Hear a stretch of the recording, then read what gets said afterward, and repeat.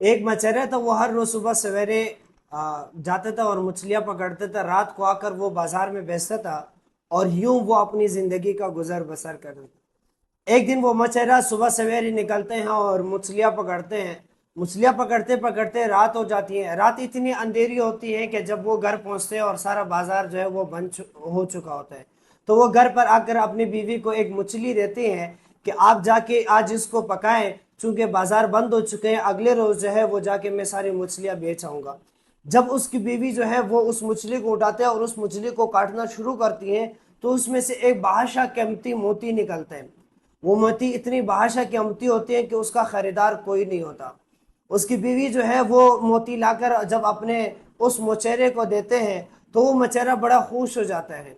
अगले रोज जब ये बात पूरे इलाके में फैल जाती है और वो लोग जो है उनकी कीमत लगाने के लिए आते हैं, तो कोई भी उस मोती का खरीदार नहीं होता।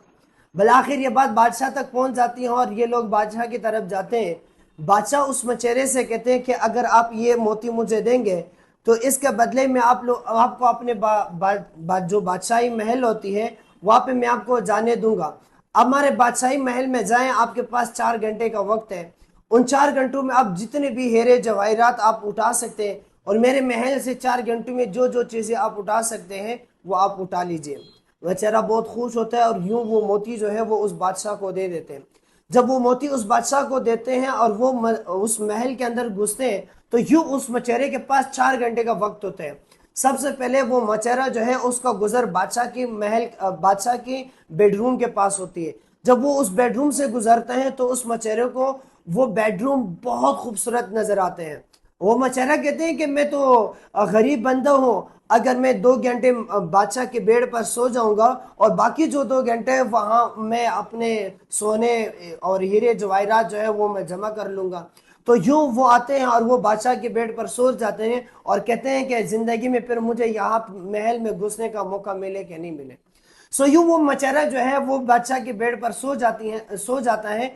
तो बादशाह का जो बेड होता है वो तो बादशाहों वाला होता है, और एक गरीब बंदा जो जिसने पूरी जिंदगी जो है वो झोंपड़ी में गुजारी होती है, वो आज बादशाह के बेड पे आकर सो जाते हैं।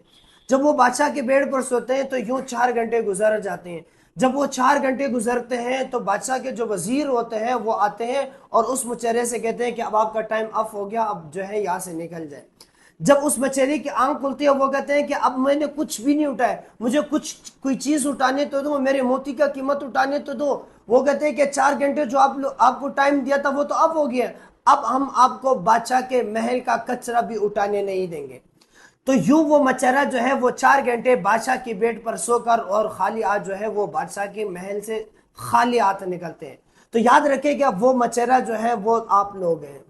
याद रखिएगा वो 4 घंटे आप लोगों की जिंदगी है, 9 matric first year second year. वो तमाम तलबा याद रखेगा कि वो मचेरे आप लोग हैं, और वो जो वक्त आपको मिला है वो 9 matric first year second year की सूरत में मिली है।